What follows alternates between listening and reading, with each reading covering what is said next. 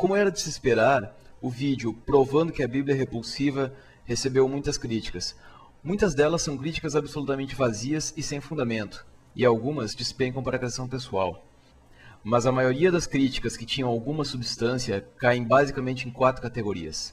Os que diziam que os trechos são citados fora de contexto, os que diziam que o contexto histórico não estava sendo considerado, os que alegam que a lei do Antigo Testamento só vale antes de Jesus, e aqueles que dizem que falta exegese e hermenêutica. Vejamos o caso dos que dizem que os trechos são citados fora de contexto. Notei que quase sempre o crítico nem sabia o que é uma expressão fora do contexto. Por isso darei um exemplo. Vejam essa frase de Charles Darwin, retirada de seu livro A Origem das Espécies. Soa como se Darwin duvidasse de sua própria teoria. Essa frase é muito usada pelos chamados criacionistas e pelos defensores do chamado design inteligente. Ambas teorias que buscam derrubar a teoria da evolução e restabelecer o papel do Deus cristão como criador. Entretanto, na sequência do texto, vemos que a citação de Darwin é falsa. Isso é que é retirar um trecho de seu contexto. É quando você pega uma frase cujo sentido é refutado dentro do próprio texto, ou quando você cita apenas parte de uma linha de raciocínio, ignorando a conclusão final. Mas os trechos da Bíblia não se encaixam nesse perfil.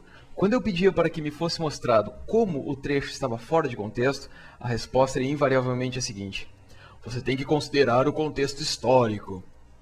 O argumento era de que a época de Moisés era uma época mais primitiva e que coisas como escravidão e machismo eram consideradas normais e aceitáveis. Isso é falho em pelo menos 3 pontos. A Bíblia é tida como a palavra de um Deus onisciente. Se ele era onisciente, mesmo naquela época ele saberia, por exemplo, que apedrejar adolescentes é uma coisa abominável. Entretanto, o Deus de Moisés achava mais abominável comer carne suína em vez de bovina.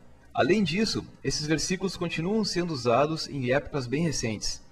Por exemplo, entre os séculos 17 e 19, os senhores de escravo da América do Norte usavam trechos da Bíblia para mostrar aos africanos que era a vontade de Deus que eles fossem escravos. Ainda hoje, o Levítico é usado para justificar o ódio aos homossexuais. E se aqueles trechos repulsivos são destinados a um povo primitivo, então não valem para a nossa época e não deveriam estar na Bíblia. Se fosse mesmo um livro destinado a um povo primitivo, a Bíblia deveria ser apenas uma curiosidade para estudantes de história, não um guia moral válido para os nossos dias. Isso apenas reforça a mensagem final do vídeo. Um livro tão repulsivo não tem lugar na nossa sociedade. A terceira alegação é de que a lei do Antigo Testamento só vale antes de Jesus.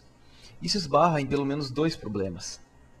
Primeiro, como o Deus cristão supostamente é onisciente, a lei de Deus deveria ser perfeita e imutável. Se a partir do Novo Testamento a lei não vale mais, então isso é falso. Segundo, no próprio vídeo é mostrado que, no Sermão da Montanha, Jesus confirma que a lei continua valendo. A última alegação é de que não sou qualificado para criticar a Bíblia, pois não sou um conhecedor da exegese, hermenêutica e outras disciplinas. Ou seja, não estou fazendo a interpretação correta da Bíblia. Mas qual é, por exemplo, a interpretação correta nos trechos em que o Deus fala em apedrejar e passar pessoas ao fio da espada? Que explicação tornaria esse trecho agradável? Quando pergunto isso, normalmente a resposta volta às questões anteriores sobre contexto histórico e validade das leis. Além do mais, a própria necessidade de se fazer tanta interpretação de livros sagrados é um perigo em si.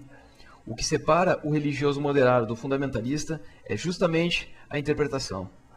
E onde estão os exegetas e hermeneutas quando a Bíblia é usada com fins atrozes? Onde estavam para dizer que escravizar outros povos era errado? Onde estavam quando foi iniciada a caça às bruxas e a Inquisição?